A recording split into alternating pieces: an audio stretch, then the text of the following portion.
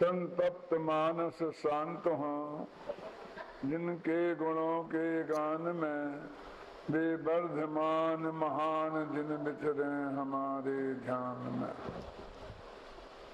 भगवान महावीर और उनके सिद्धांतों पर चर्चा चल रही है, जिसमें उनके जीवन दर्शन, उनकी वाणी का प्रतिपादन केंद्र बिंदु भगवान आत्मा, प्रतिपाद्य अनेकांत, प्रतिपादन शैली शादवाद, चार अनुयोग की चर्चा हो चुकी है और निश्चय व्यवहार की चर्चा शैली के अंतर्गत चल रही है।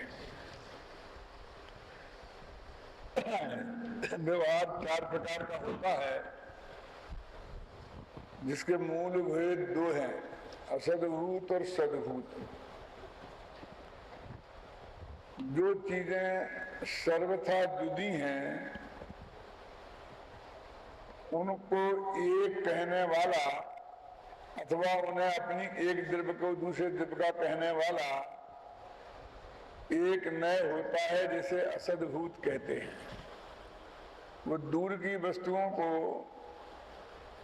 यदि अपनी कहे तो उपचरित असद्भूत, और पास की वस्तुओं को अपनी कहे तो अनुपचरित असद्भूत। ये बात विस्तार से समझाई थी।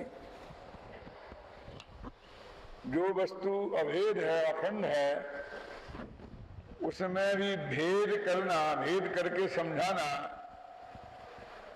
इसका नाम है भेद व्यवहार अथवा सद्भूत व्यवहार। और विकारी पर्याय के साथ भेद करके बता रहे, समझाए, विस्तार करे तो उपचरित असद्भूत होता है, और ज्ञानादि गुणों के साथ में भेद करे तो वहां पर, अथवा निर्मल पर्याय के साथ में भेद करे तो वहां पर अनुपचरित सद्भूत व्यवहार नहीं होता है। ये संक्षेप में ये बात है। अपन एक व्यवहार नए की बात हो चुकी है, और वो कौन थे? जो स्त्री पुत्र मकान जायदाद नगर देश गांव इनको अपना कहने वाला, इनका स्वामी अपने को कहने वाला, इनका कर्ता भोक्ता अपने को कहने वाला पहला नंबर है असद्भूत व्यवहार में। और उसमें एक प्रश्न खड़ा हुआ था कि इतनी सफेद झूठ के जो चीज अपनी है ही नहीं उसको अपनी कह रहा है, और तुम जनवाणी में उसे स्थान दिए जा रहे हो। अरे भाई, भले आदमी की उपयोगिता सब जगह होती है, और भले आदमी को तो उच्च स्थान सहज भाव से ही दिया जाता है, दिया जाना चाहिए।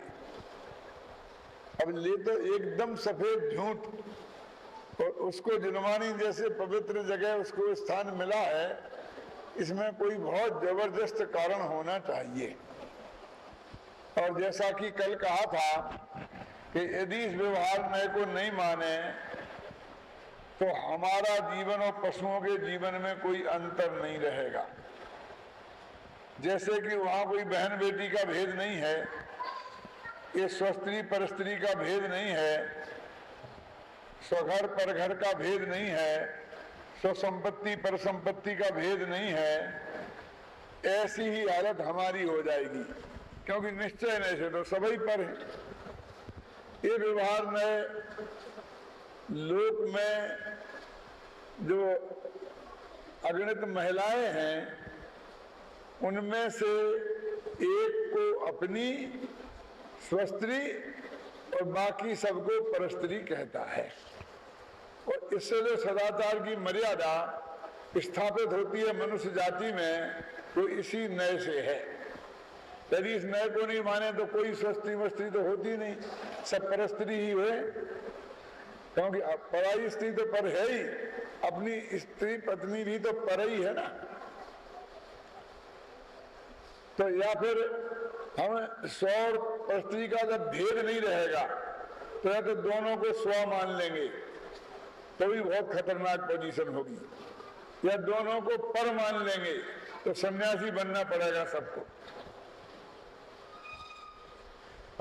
इसलिए जिनागम में इस नय को स्थान प्राप्त हुआ है। सारा प्रथमान योग इस नय के आधार पर खड़ा होता है। नहीं तो राजनाथ के बेटे भरत और बाहुबली ये कहां से लाए? उनकी दो पत्नी नंदा और सुनंदा। इस प्रथमान योग में एक कथन आता है, इसकी चर्चा कैसे संभव होगी, क्योंकि निश्चय से तो कोई किसी का होता ही नहीं है। खासकर मुनिराजों के तो, भगवानों के तो कहां बाल बच्चे। ये नए नहीं होता तो पूरा प्रथमान योग रह जाता है। अब आज दूसरे नए की चर्चा करनी है।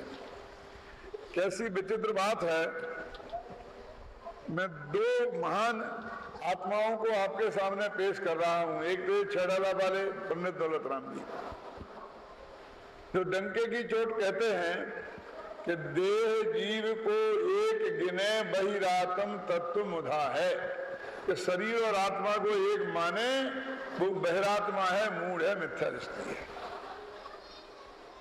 और दूसरे इनके परम श्रद्धास्पद आचार्य कुंद कुंद, जो समय सार की 27वीं गाथा में लिखते हैं कि व्यवहार नयो भाषदी जीवो देहो हवदि खलु इक्को नदु निश्चयेन जीवो देहो भी कदापि एकठो। व्यवहार में कहता है कि शरीर और आत्मा एक है। मुझे कहते हैं जो ऐसा कहे वो महामूर्ख है।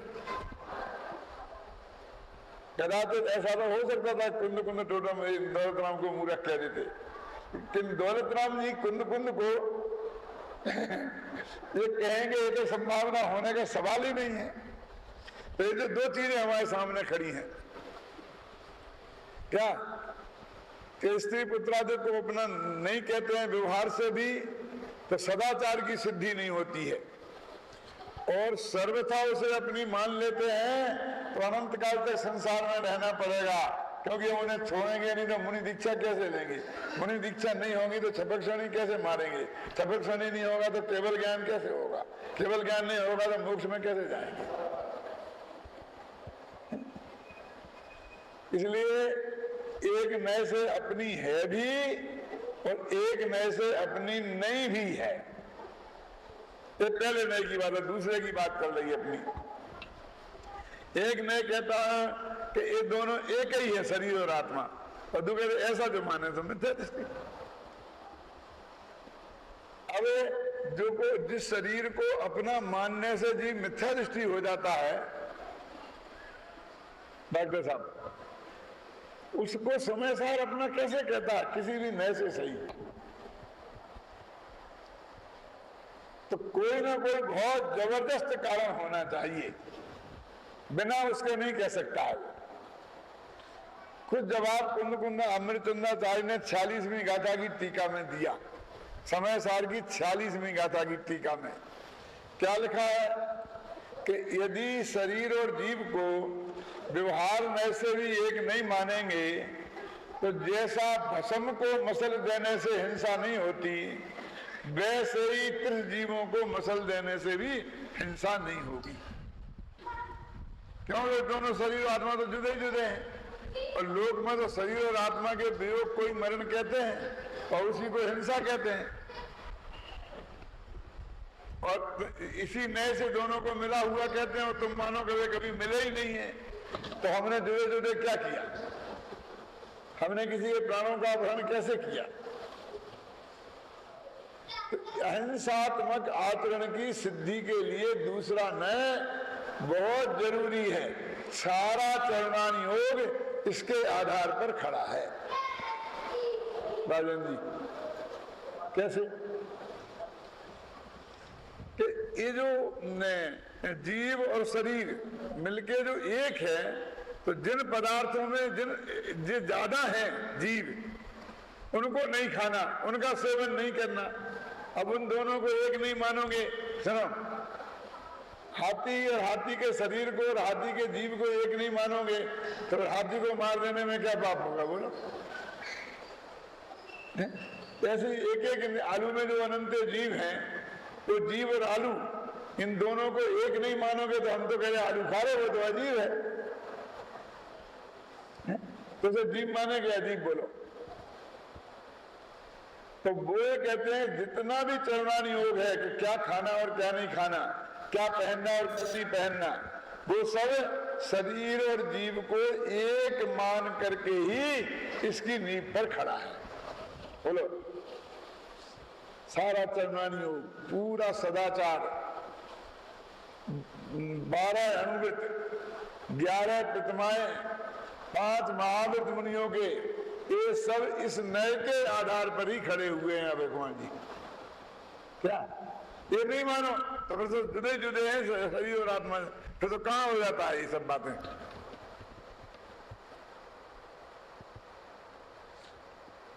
तो देह को अपना मानना, देह को अपना कहने वाला व्यवहार और स्त्री पुत्र मकान जायदाद को अपना कहने वाला व्यवहार, इनकी उपयोगिता है सदाचार की सिद्धि, ख्याल में है ना, और अहिंसात्मक आचरण की प्रसिद्धि। इसके लिए इसे दिनवाणी में जगह मिली है।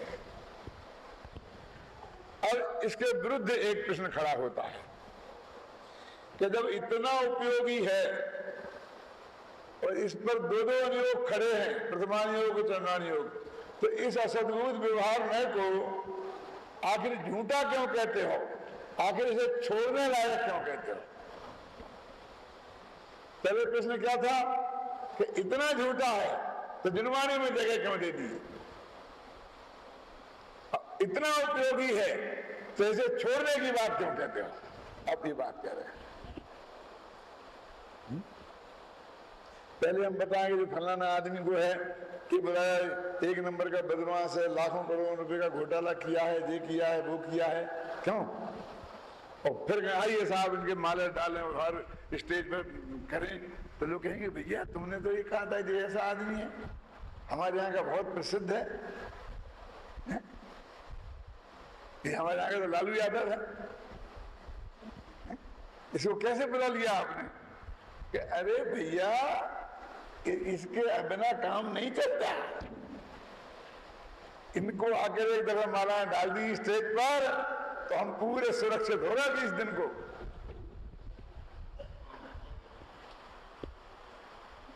क्या अच्छा, तो इनकी इतनी उपयोगिता है तो इनसे दूर रहने को क्यों कहते हो? बोला जगत में फिर तो इनको बहुत प्रेम से अपनाना चाहिए। तो भैया तुम बात मत पूछो, क्या कितना पुरुष वालों से दोस्ती करना भी बुरा और दुश्मनी करना भी बुरा, हंसे से फंसे, इतना ही अच्छा है ऐसा जगत में कहते हुए लोग देखे जाते कि नहीं देखे जाते हैं? बोलो। ऐसे ही कि यदि ये दोनों नए को नहीं मानते हैं तो हमारे जीवन में सदाचार नहीं आएगा, अहिंसात्मक आचरण नहीं होगा, जो बहुत जरूरी है। अनुमित महावृत्त ध्यान नहीं कर सकेंगे हम। तो फिर इन्हें हे क्यों कहते हो? तो कहते सुनो कि स्त्री पुत्र मकान जायदाद नगर देश गांव को अपना कहने वाला ये व्यवहार नए, इसको हे इसलिए कहते हैं कि ये जिनको अपना कह रहा है उन्हें छोड़ना है कि नहीं? बोलो, इन्हें छोड़े बिना कोई नगर निगम में दीक्षा धारण कर पाएगा? तो भाई हे है, अभूतार्थ है, छोड़ने लायक है, यही तो कह रहे हैं। ये इनकी उपयोगिता है और छोड़ने लायक है ये इनकी और बड़ी उपयोगिता है। संसार में रहोगे तो इस निर्णयों को मानोगे तो सदाचारी रहोगे, अहिंसक रहोगे, और इन्हें छोड़ दोगे तो मुनिराज बन जाओगे, केवल ज्ञान हो जाएगा। बोलो चाहिए कि नहीं चाहिए? दो ही बातें। उपयोगी है इसलिए दिनवाणी में स्थान मिला, और जिन चीजों को जो अपना कहता है उन चीजों को अपने ही मानते रहे और उनमें ही जमे जमे रहे तो 84 लाख योनियों में भटकने के अलावा और कुछ हाथ आएगा नहीं। यदि स्वस्त्री और परस्त्री का भेद आवश्यक नहीं होता तो ऋषभदेव शादी नहीं करते। समझ में आया क्या कह रहा हूं? और यदि वो छोड़ने लायक नहीं होता तो उनको पत्नियों को छोड़ के वे दीक्षा नहीं लेते। बोलो दोनों बातें एक साथ है ना। जब गृहस्थ अवस्था में थे, विषय कषाय की वांछा थी, तो पशुओं जैसी प्रवृत्ति से बचने के लिए उन्होंने शादी की। सारी महिलाओं में सुपर का विभाग किया, ये स्व और एक पर, और फिर उन्हें मोक्ष जाना था, शपथ शनि मारना था, तो उसको छोड़ा। अब बोलो, अब उसे अपनी मानना कहने वाले नए को भी मानना और छोड़ने वाली बात को भी मानना क्या नहीं मानना? सेकंड की विभूति भरत चक्रवर्ती ने ग्रहण करी, तो वो उसे भरत चक्रवर्ती की कहें कि नहीं कहें? वो कहेंगे तो कौन से नए से? यही उपचरित असद्भुत व्यवहार नए से, ये तो पदरूप है ना। तो भरत चक्रवर्ती थे, 96,000 रानियां थी, 18 करोड़ घोड़े थे, 84 लाख हाथी थे, और क्या क्या था। ये सब बातें सत्य हैं कि झूठ?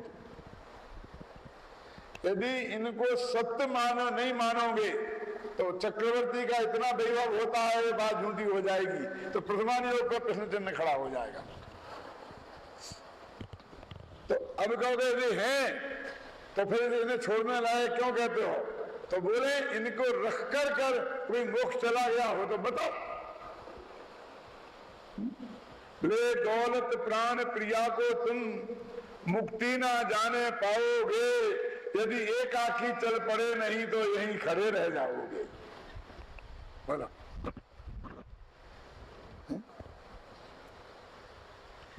ऐसी विचित्र बात है। एक बात मैं पूछूं कि बीच में नदी हो, पुल हो नहीं उसका, तो लोग नदी नाव से पार करते हों, अब हमें नदी ना पार करनी है तो बोलो हमें क्या करना चाहिए? बोलो बच्चे क्या?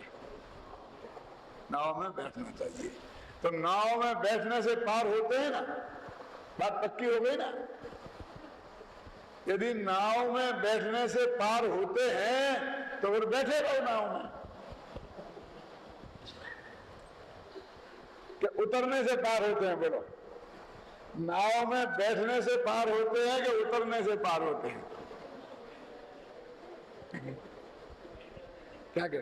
अगर बैठने से भी और उतरने से भी, ये पागल हो गया। डबल विरोधी क्रिया, परस्पर विरोधी क्रियाएं एक काम की साधक कैसे हो सकती हैं? किसी ने शादी की तो बैंड बाजे लेके गया, क्यों? फिर मुनि दीक्षा ली तो फिर भी बैंड बाजे, फिर भी जुलूस। तो स्त्री का ग्रहण और स्त्री का त्याग दोनों में एक सी क्रियाएं हो सकती हैं? तो देखो हो रही ना।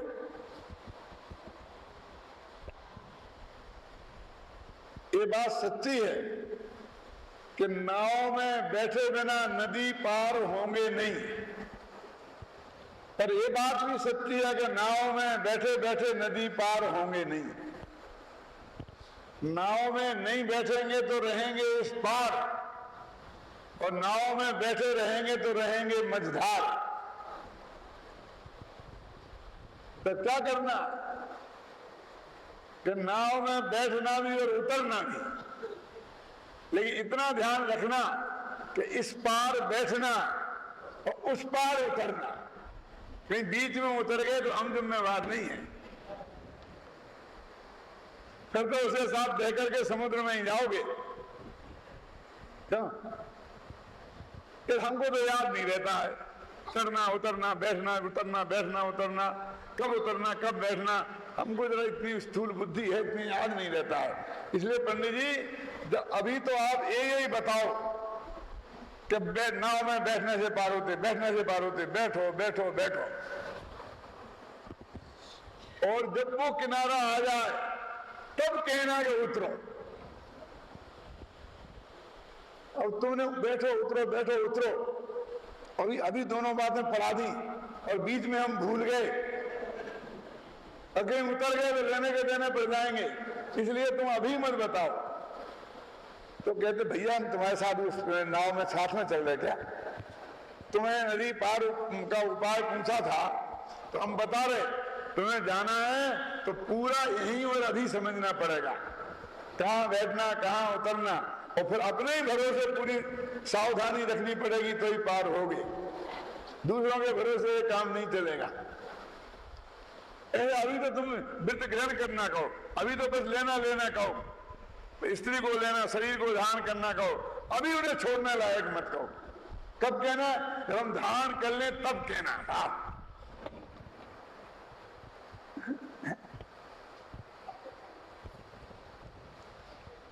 अरे भाई, तुम्हें ग्रहण करना और छोड़ना दोनों एक साथ समझना पड़ेगा, और समय पे ग्रहण करना पड़ेगा और समय पे छोड़ना पड़ेगा, तो तुम्हारा काम पूरा होगा।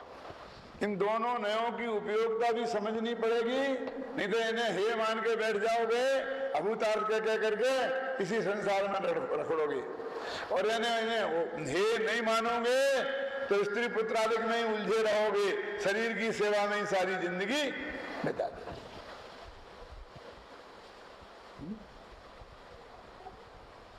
तो ये संयोग कहां तक है? शरीर, स्त्री, पुत्र, मकान, जायदाद, रुपया, पैसा, नंगर, देश, गांव, ये तो कई दफे तुमने मेरे मुख से सुन लिए शब्द, लेकिन इनमें छूट क्या गया जो तुम बार बार इतनी बार कह दी? ये तो सभी चीजें आ गई, क्यों छीट सके जी?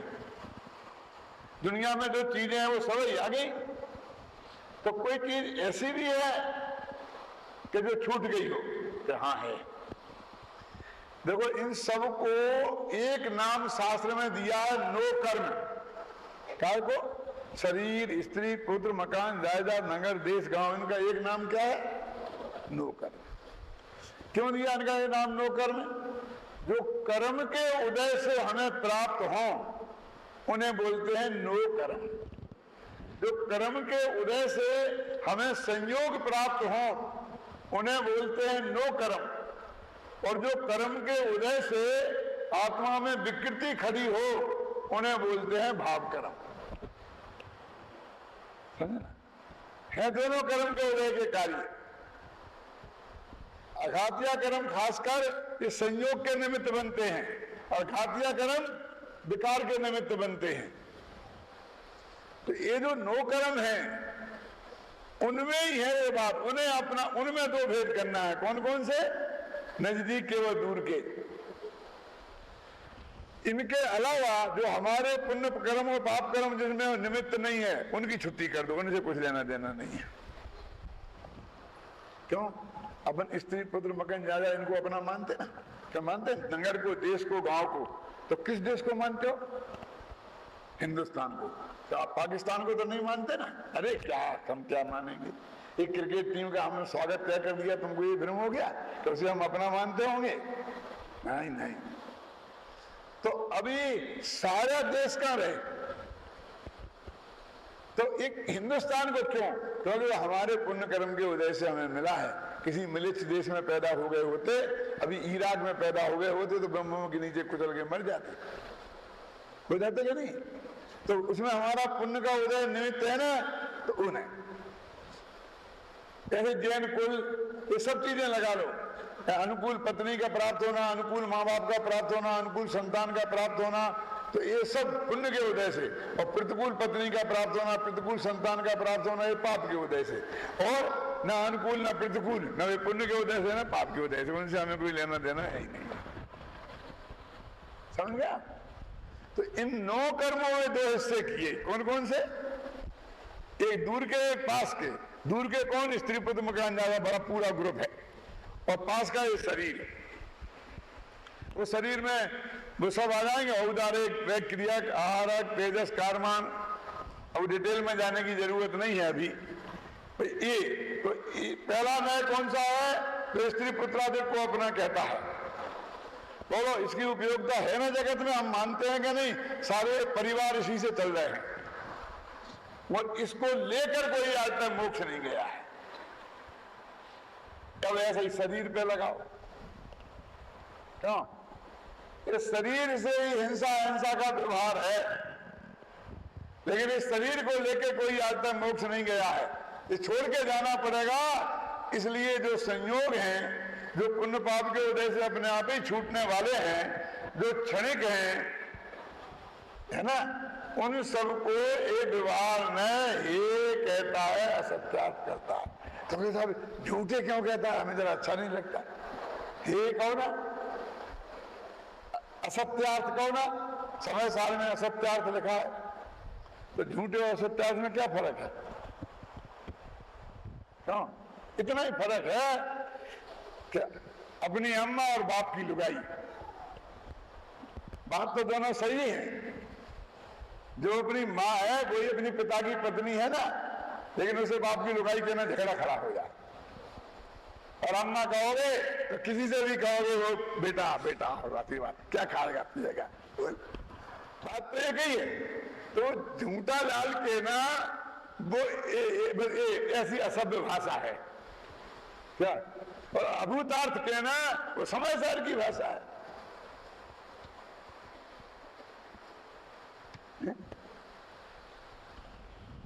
इसलिए कह अभूत अर्थ मतलब जो अपना नहीं है। ये इतनी चर्चा हुई कि जो संयोगी पदार्थों को अपना कहने वाला व्यवहार, अब इनको व्यवहार नहीं कहता अपना है, और इन्हीं को निश्चय नहीं कहता है अपना नहीं है। यदि आत्मा का अनुभव करना है, मोक्ष में जाना है, तो निश्चय नहीं की बात माननी पड़ेगी। और इस जगत में सदाचारी जीवन, सात्विक जीवन बिताना है तो व्यवहार नहीं की बात माननी पड़ेगी। दोनों की उपयोगिता है, इसलिए जिनवाणी में इसे देखो। कपड़ा में साबुन लगाने से साफ होता है ना, सोचो, कपड़ा में साबुन लगाने से साफ होता है कि साबुन धोने से साफ होता है?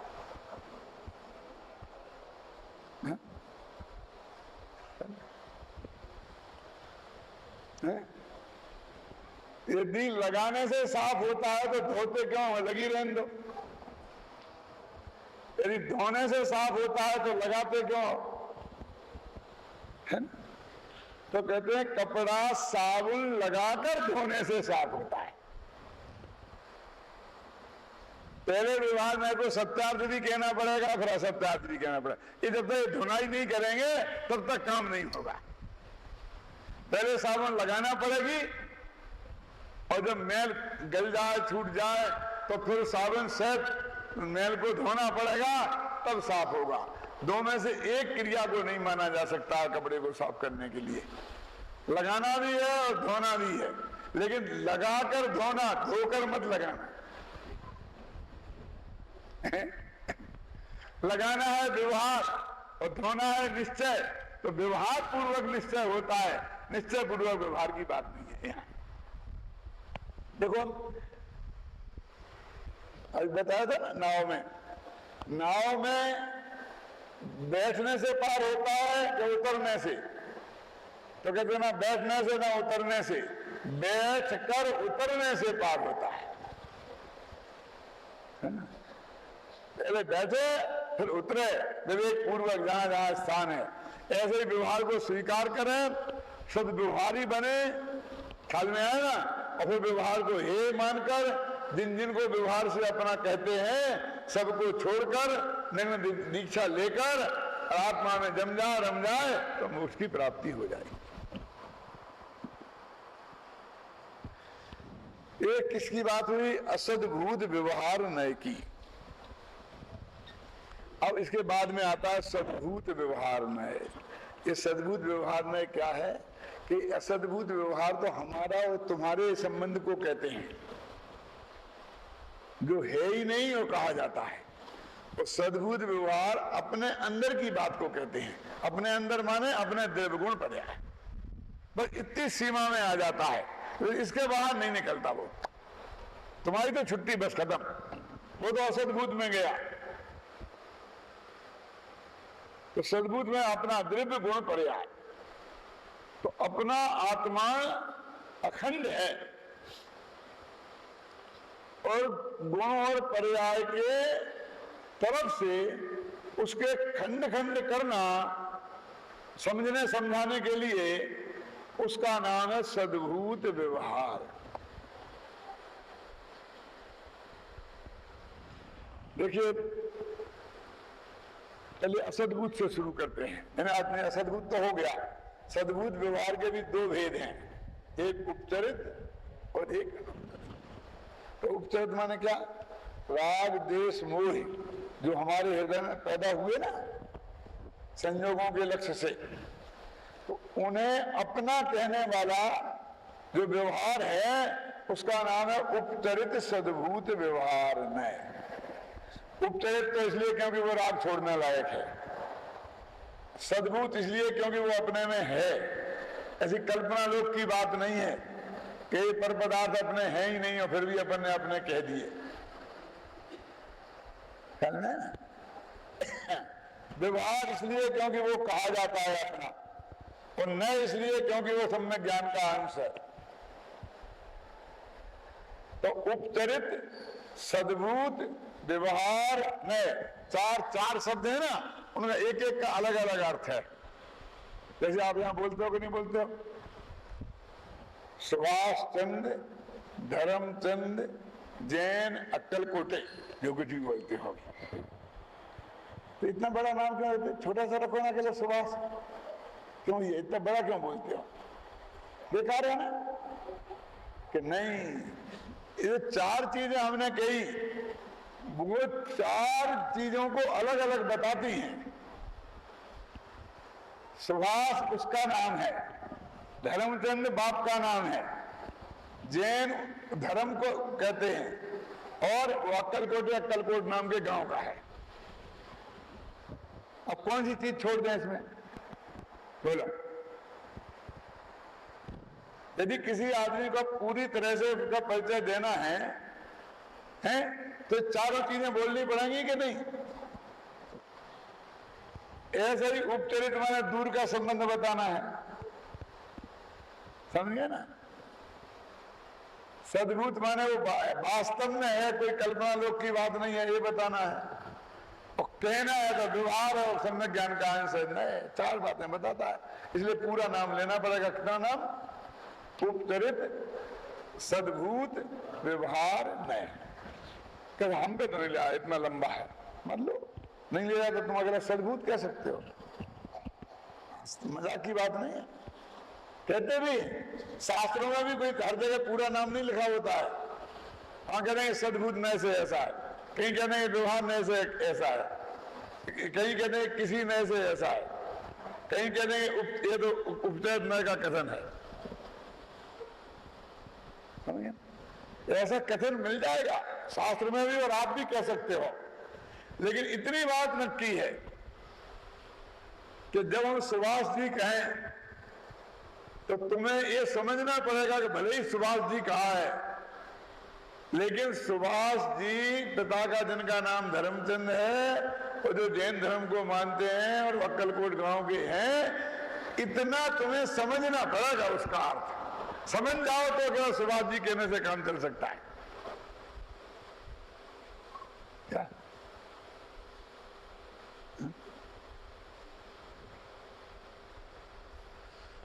मेरे एक अमेरिका में मित्र हैं, जैना के सबसे पहले प्रेसिडेंट थे, उनका नाम मनोज धर्मसी। अब वो यहाँ कच्छ के हैं, इसलिए धर्मसी उनके पिताजी का नाम है, मनोज उनका है, और सब लोग मनोज धर्मसी बोलते हैं।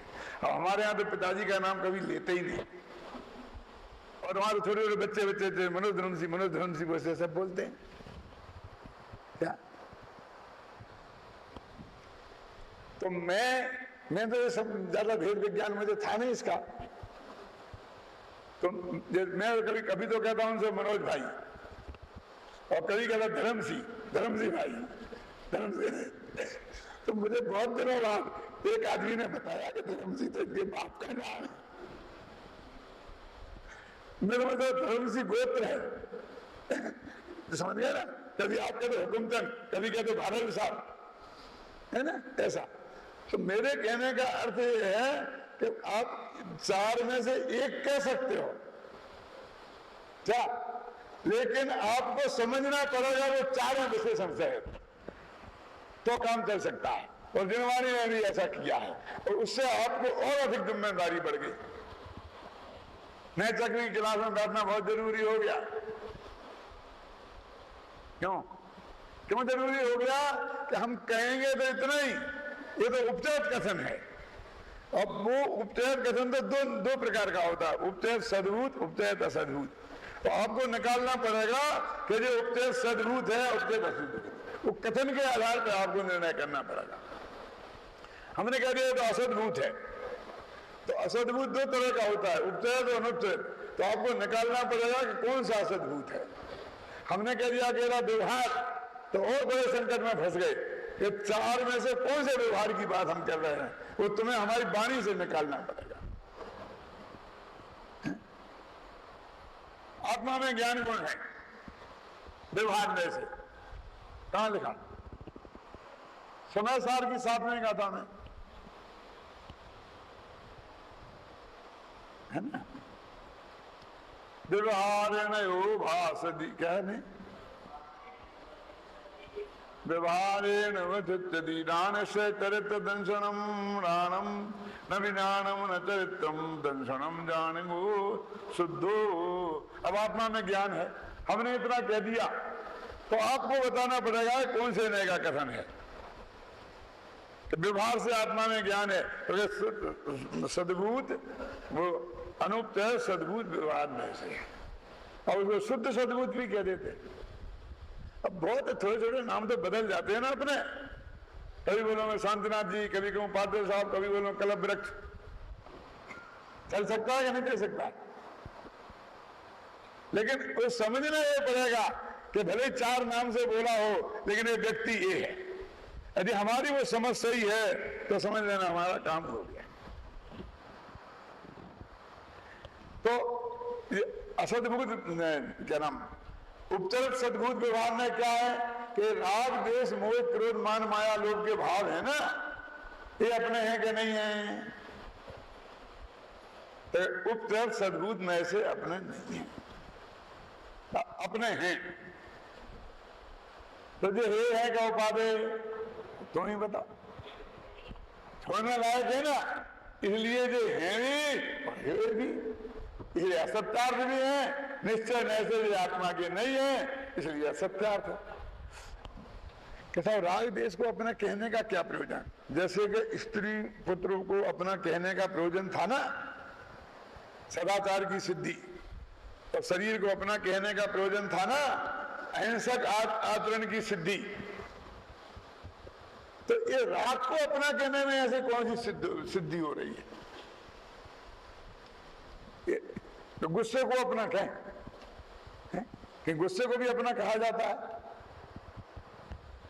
कहते इससे ये सिद्धि हो रही कि गुस्सा जो हमने किया ना, तो उसके कर्ता हम ही हैं। अभी हमें मानते कि तुमने हमें गाली दी इसलिए हमें गुस्सा आया, या वो तुम करता हो या वो गाली करता है।